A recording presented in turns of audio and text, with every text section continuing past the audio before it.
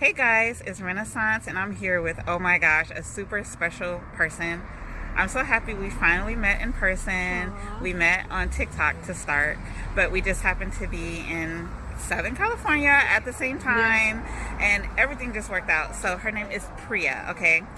She has an amazing story, and we're just going to talk to her for a little bit about veganism, animal agriculture, animal abuse, and she's been more than willing to share her story on TikTok and to let the people know what's going on with factory farming. So here she is.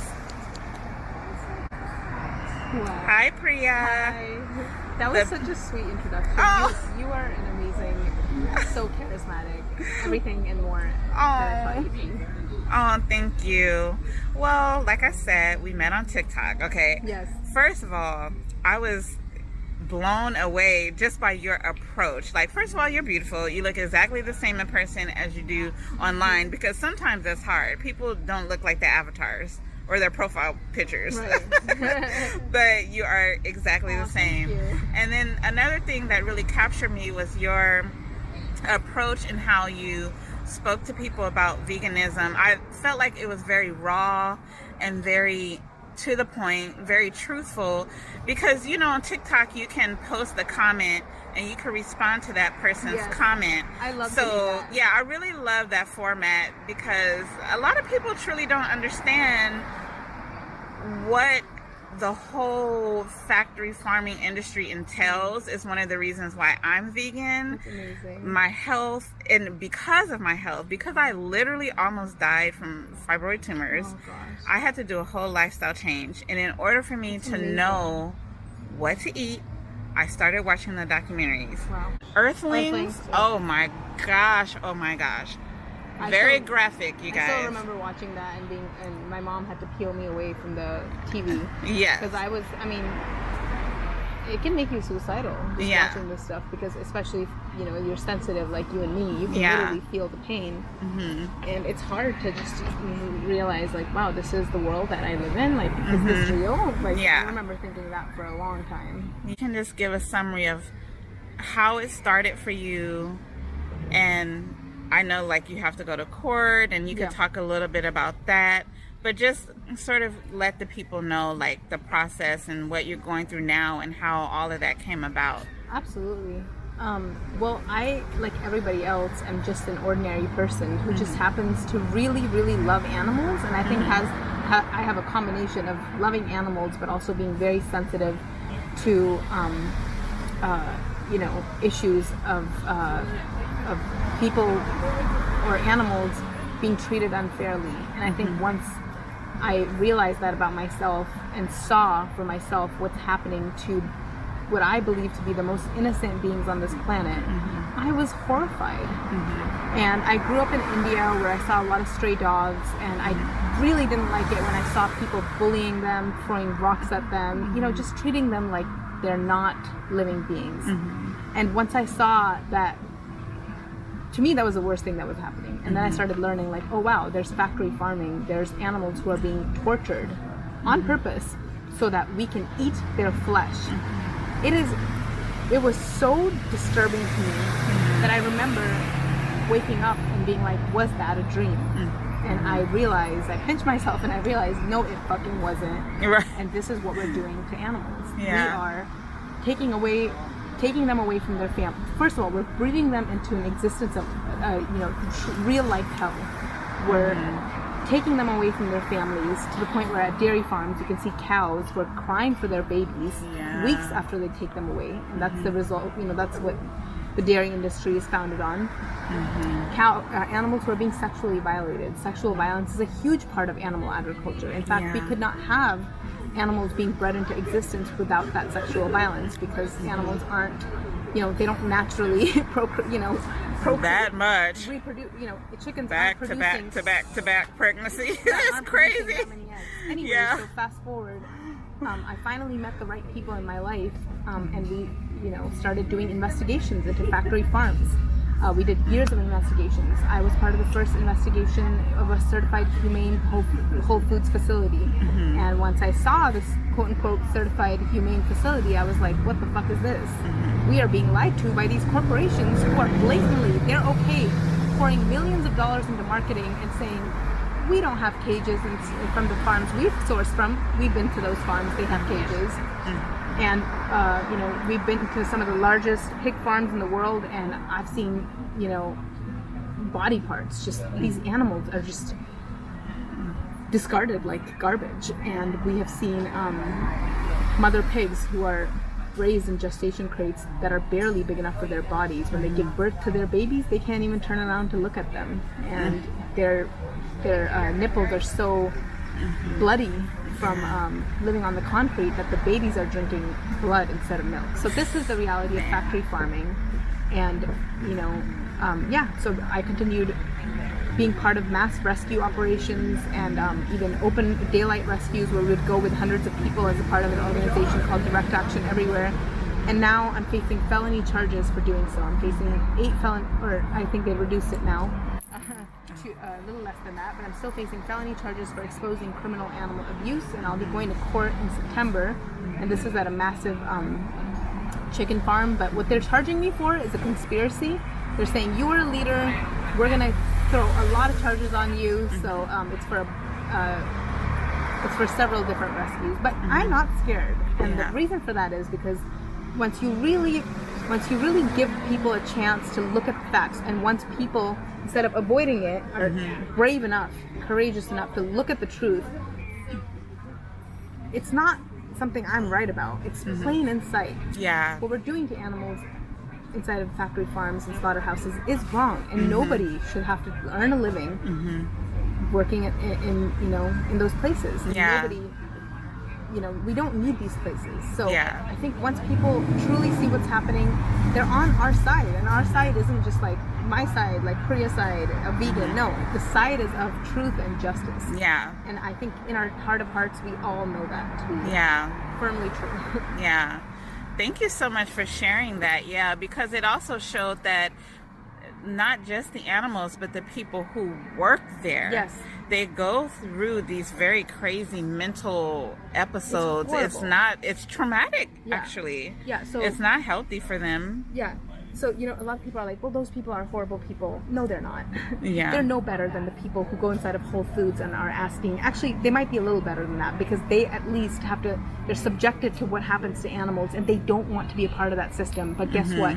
For a lot of poor people, that is the only option. Poor people and immigrants who are undocumented. That is the only option that these people have to get, you know, to earn a living. Yes. So, you know, by calling these people, you know, oh, they're disgusting, they're the ones who are hurting animals, not me, I'm just buying it. No, that's not true. In fact, the people who have the more privilege they have the onus, they have the responsibility to do something about it. They have the responsibility to say, you know what, I'm going to use my privilege and help. Because the reality is, if you have more resources, we should be doing everything we can to make sure that those people aren't working in those conditions, that animals aren't being slaughtered. And the best way to do that is by protesting, by speaking the truth, by talking to every single person that you come across, by saying, did you know this is what's happening to animals? And in fact, I should be doing that. I haven't done a great job on this trip, but the reality is that, you know, we have a wonderful opportunity to talk to people about that. And eating animal products is literally killing us. I mean, what is COVID? COVID is a zoonotic disease that came out of animals being bred for food. Yeah. And the indigenous wisdom has said this for years, that if we take from nature in a brutal colonial way, that nature is going to get its revenge on us. And these animals whose bodies we're eating, they're giving us diseases, as they should be, because what we have done to them is horrible. And if we don't hear the alarm now, if we don't want to wait for the next pandemic, we have to act now, and we have to stop and cancel animal agriculture. I don't like cancel culture, but I do think we need to cancel animal agriculture. Right, absolutely. You know, so I'm used 60 to it. years old. I don't mind. Yeah. Oh wow, amazing. You look amazing. Amazing. So this is part of the you know, nutrition. Also, you have to exercise. You have to be calm. You have to be sleep. So all the package gotta be. Yeah. And you know what's crazy? Yeah. I mean, but I've been going out and we have some of the best access here in California. Yeah. Utah is pretty good. I'm finding vegan things, but when I was in Charleston, let me tell you. No, you can't find. You know, That's Southern I cooking. Want to eat and then eat it because when I fly also to the other places, like for example, I've been in Arkansas. Yeah. So I go to the supermarket. You remember I asked you watermelon? Yeah. This is my breakfast, my lunch, my dinner. Oh, Yeah, I know this is gonna last me. But that's the thing. I realized even when I started training for my new job, I was the only vegan in the training. And people really ask you, you know, like when you go out with the pilots, if you have a layover and you go out and I'm the only vegan, and people want to know. They go, so why are you vegan? And why are you? But it's crazy because every place, it's like its own world. Yeah. No. Priya, thank you so much for doing this video. Thank you. Very quickly. What an amazing story she has. And I just want to say, like, you know, in my own story, it started with my health and I had to change or I would be in the grave, okay? I think what happens is some people, it takes some kind of health scare or some kind of something to really wake them up for them to know. And then from there, if you do the research and you see everything that's going on, then you know that you have to change. And not only that, but if you are looking to change your life and go into high frequency, or if you're a spiritual person, I really started to understand that I can't really fully be the person that I am if I'm eating meat or if I'm eating certain things that harbor these frequencies, like the hormones, taking extra hormones from a chicken, which has a lot of estrogen, by the way, guys, that can change your own internal hormones that we create ourselves already. So, man, I tell you, I used to have depression, anxiety, all these things. And you realize when you take out sometimes even gluten, like I'm sensitive to gluten. Same here. When you take it out, like everything, my mental health is better, everything. You don't have the brain fog? Yeah, right? the brain fog. I used to live in a fog for years, like 10, 15 years, you know? And so I was going to say, you should come and stand behind us. Or come sit behind us. Come right here. So you're in the frame. Always tired. Yeah. So at least you're in the frame, or you could just say hello. But yeah, so we found a third vegan, Elian. So yeah, but I just wanted to thank Priya for coming, like us finally meeting. Yeah.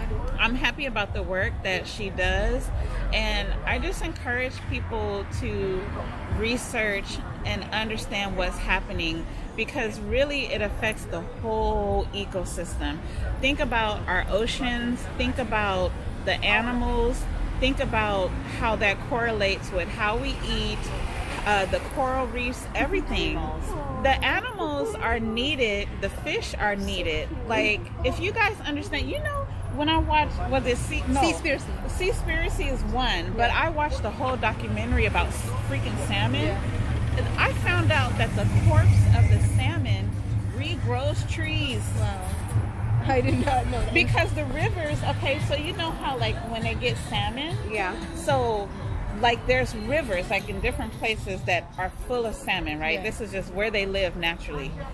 There's a whole process by which a salmon's life cycle, when they die, and it's like they shed like the corpse, and then the riverbeds like dry out, and somehow the corpse are carried to these places, but they like compost and trees grow. That's crazy. When I found that out, their ecosystem. I never heard that. when I found it, there's a documentary, and I think it might be on. It was like so random, like it wasn't even an expensive one. I think it was like an hour, 45 minutes or something like that. But I was just like, I couldn't believe this. I was like, salmon corpse goes back into the soil and it grows trees. Yeah. I was like, that's crazy. Right? It is. It's the whole It is. ecosystem. And we're ruining my their God. whole ecosystem. The you know? whole ecosystem and the fish. So when they overfish, because the fish poop everything, do you know that is what nourishes the coral reefs? Oh wow. And you know, so they're trying to grow the coral reefs back. And now we have like But- oceans that are gonna be gone. Yeah, and I No found fish left. out. Yeah, fish left. Well, Seaspiracy, yes, they explain that because our trees can help to clear the air, right? You know, Yeah, like of course. the carbon. I mean, the emissions, they can suck that in, right? Yeah. But I found out that the coral reefs, 20% more, 20 times more, can unpollute the air, Wow. like through under the sea. I was like, that's so crazy It is. to absorb so the carbon wild. emissions, right? There's just a lot of work to do. And education is the best way to go about Only it. about All we it. can do is keep telling people and keep telling This people. really and keep inspired telling me. I people. need to like talk to more people. Yeah. Because like I wouldn't have not known if we hadn't Yeah. been having this. You know, I would have just like walked by I it. stopped talking about it because people doesn't want to listen. That's why. Well, thank you guys Thank so you. much. Priya, Renaissance, continue to fight the good fight. Yay. And we'll see you next time. Bye. Thank you so much. Bye. I love this little thing. Oh, It's so thank you.